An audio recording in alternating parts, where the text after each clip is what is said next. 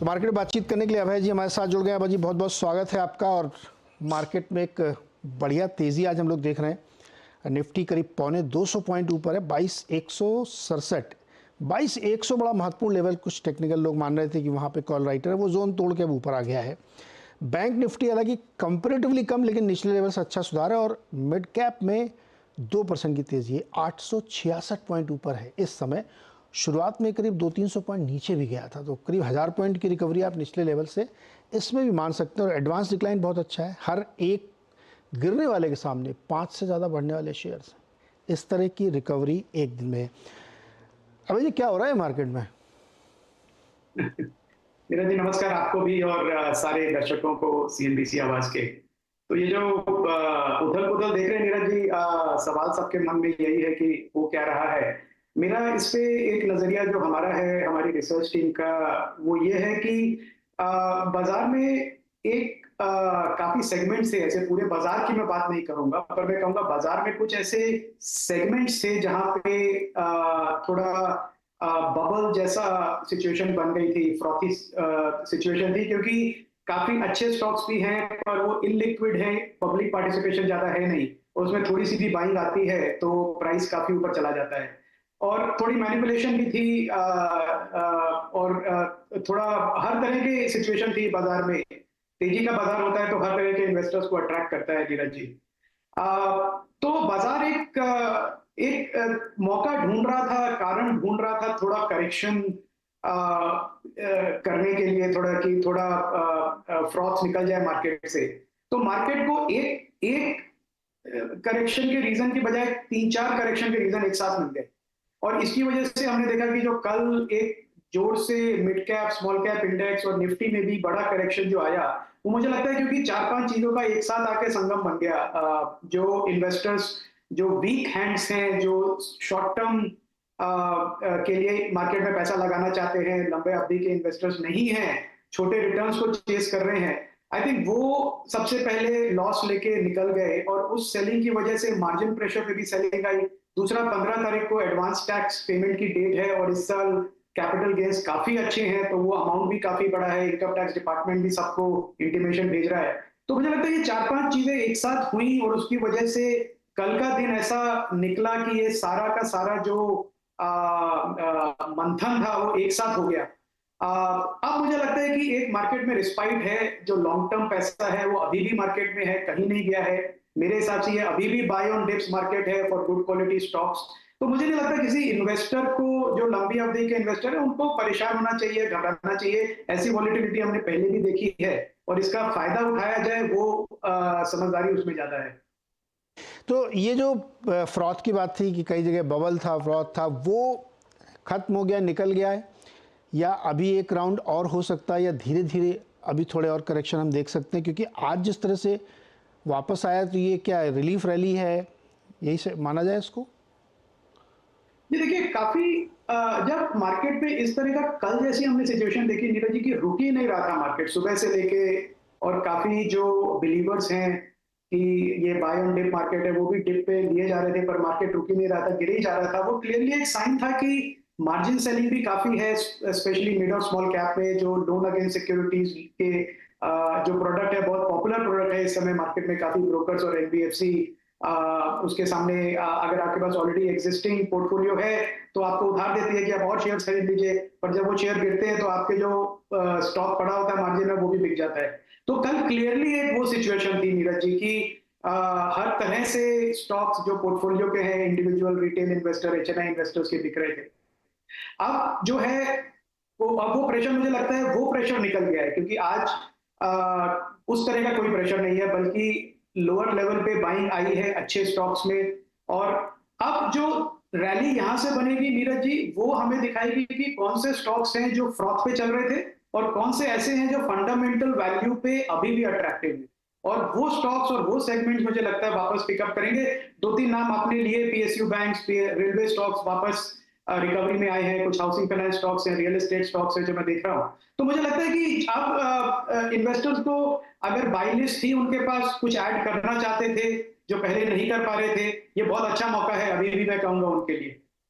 जैसे कई सारे फंड ने अपना लमसम रोक दिया है, और इससे इससे काफ़ी असर भी पड़ेगा। तो क्या ये मानना ठीक होगा कि जो पिछले दिनों एक बिल्कुल तूफान की जैसी तेज़ी चलती थी कि अचानक से वो एक एक दिन में बहुत तेज़ी होती थी, अब वो मोमेंटम थोड़ा स्लो या पॉलिश लैंग्वेज में कहें तो सेन हो जाएगा, थोड़ा सा ठीक ठाक से चलेगा, ऐसा नहीं कि एकदम से फिर से वही शुरू हो जाएगा? जी, आई थिंक जो रेगुलेटर हैं, आपने बड़ी इंपॉर्टेंट बात कही, नीरज जी, मोमेंटम आपने बोला, ये जो रेगुलेटर भी हैं, आप देखिए उन्हें तो उनका पूरा अभी इंटेंशन यही है कि जो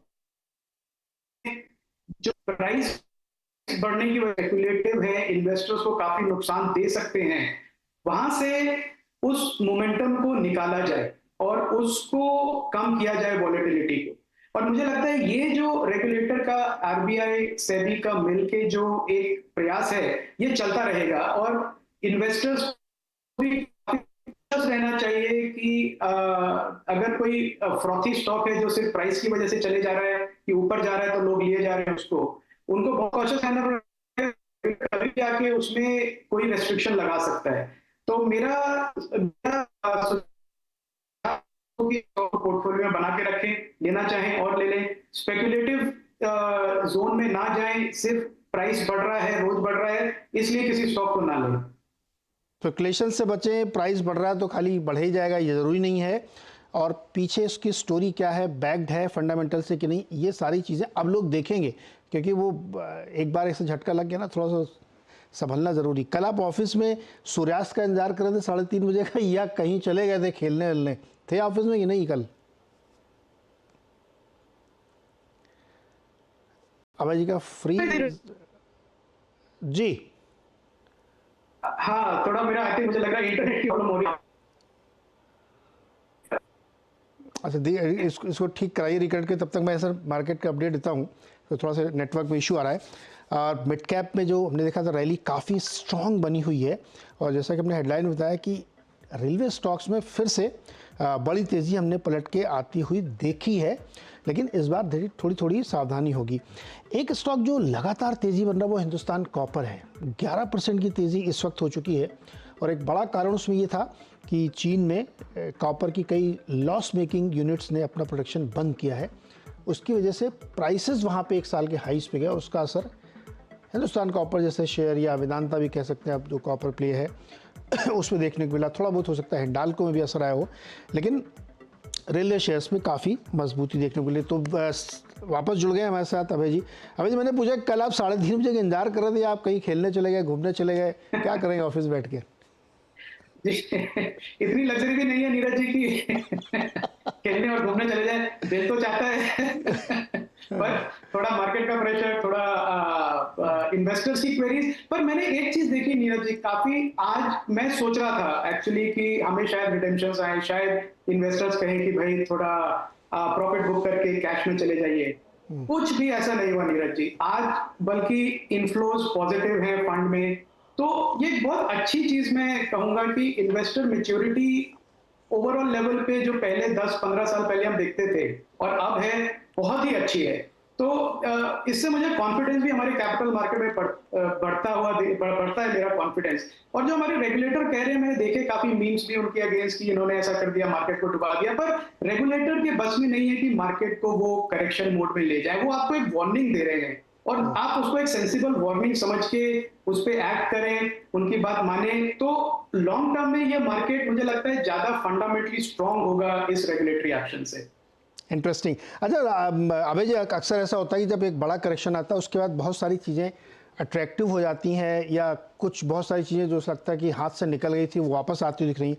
तो कोई ऐसे पॉकेट्स जो आप लोग अब स्टडी कर रहे हैं, हाँ देखिए अब तो अब ठीक ठाक हो गया, अब इसमें ध्यान देना चाहिए, वो बताइए। जी, मिड कैप और स्मॉल कैप में ज्यादा ध्यान है नीरज जी, बिकॉज मुझे लगता है कि रिटर्न जो है लॉन्ग टर्म इन्वेस्टर के लिए वहां पे अच्छी अपॉर्चुनिटीज हैं। और अगर सेक्टर्स की मैं बात करूं, मुझे लगता है अभी मैन्युफैक्चरिंग, केमिकल्स, ऑटो, फार्मा, ये कुछ ऐसे सेक्टर्स हैं जो इन्वेस्टर्स को अगले साल 2 साल में बहुत अच्छा गेन देंगे। और आप अपना शो करते हैं जिसमें आप अपने जो फंड मैनेजर्स को बुलाते हैं, उनसे पूछते हैं कि अपने टॉप 3 आइडियाज या टॉप 3 पिक्स दीजिए।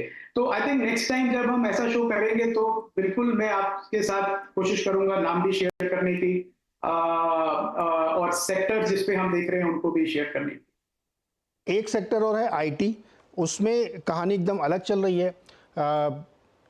आप बड़े वाले दिग्गज स्टॉक्स देखिए तो सब नियर हाइस पे चले गए हैं, जबकि बहुत अच्छी स्टोरी आईटी के लिए नहीं है, भारतीय कंपनियों के लिए खास तौर पे, लेकिन प्राइस मोमेंटम बिल्कुल उसके अगेंस्ट चल रहा है। वहाँ क्या हो रहा है? ये आईटी में आई थिंक काफी ज्यादा बॉटम फिशिंग है इस समय, क्योंकि जो एक तो लिक्विडिटी काफी है इन स्टॉक्स में, और इंडेक्स का एक बहुत भारी हिस्सा है ये निफ्टी आईटी स्टॉक्स। और हो सकता है कि इन्वेस्टर्स भी समझदार इन्वेस्टर्स हैं जो इनको ले रहे हैं इन स्टॉक्स को, तो मुझे लगता है शायद उनको कुछ रिकवरी दिख रही है आती हुई, क्योंकि पिछले 3-4 साल का ट्रैक रिकॉर्ड देखें तो इन स्टॉक्स, इन कंपनीज ने कोई ग्रोथ नहीं दिखाई है, मार्जिन भी अंडर प्रेशर है। पर हो सकता है इन्वेस्टर्स, जो बड़े इन्वेस्टर्स हैं, उनको कुछ ऐसा दिख रहा है कि वो बेट ले रहे हैं कि ये स्टॉक्स बॉटम आउट हो गए हैं अब, और अब अगले 3-4 साल की स्टोरी दे सकते हैं। मेरा ये ऐसा मानना नहीं है। मेरा अभी भी यही नजरिया है कि हमको 1 क्वार्टर 2 क्वार्टर और वेट करना चाहिए, ये देखने के लिए कि सच में ग्रोथ वापस आ रही है, सच में मार्जिन बढ़ रहे हैं, before IT large cap IT stocks को लिया जाए। लिक्विडिटी इवेंट क्या है? क्योंकि ऑप्शन कम है बड़े स्टॉक्स में, तो आईटी की तरफ लोगों को लगता है सेफ है, बहुत ज़्यादा पॉलिसी इंटरवेंशन नहीं होता है इसमें, केवल प्योर बिजनेस इंटरवेंशन, इसलिए लोगों को लगता है सेफ पैसा वहीं पार्क कर दो, कुछ नहीं डिविडेंड ही मिलता रहेगा। अच्छा, ऐसा भी हो रहा है क्या? नहीं जी, बिल्कुल हो रहा है। आई थिंक आप निफ्टी के स्टॉक्स में देख लें, काफी ऐसे स्टॉक्स हैं जो फंडामेंटली स्ट्रॉन्ग स्टॉक्स हैं, पर हाई प्राइस नहीं है और डिविडेंड यील्ड बहुत अच्छी है। और एक बात मैं कहूंगा, ये तो सब मानेंगे कि आप इन्फोसिस, टीसीएस, विप्रो, किसी भी बड़ी कंपनी को देख लीजिए, उन्होंने शेयर होल्डर्स को कंटिन्यूअसली रिवॉर्ड किया है। जितना भी कैश बनाते हैं उसमें से 70%, 75% इन्वेस्टर्स को वापस दे देते हैं डिविडेंड के थ्रू या बायबैक के थ्रू। तो ये एक बहुत शेयर होल्डर फ्रेंडली कंपनीज हैं। अब वो ग्रोथ में नहीं है, पर एटलीस्ट कैश तो इतना बनाते ही हैं कि बहुत सारा हिस्सा वापस दे देते हैं इन्वेस्टर्स को।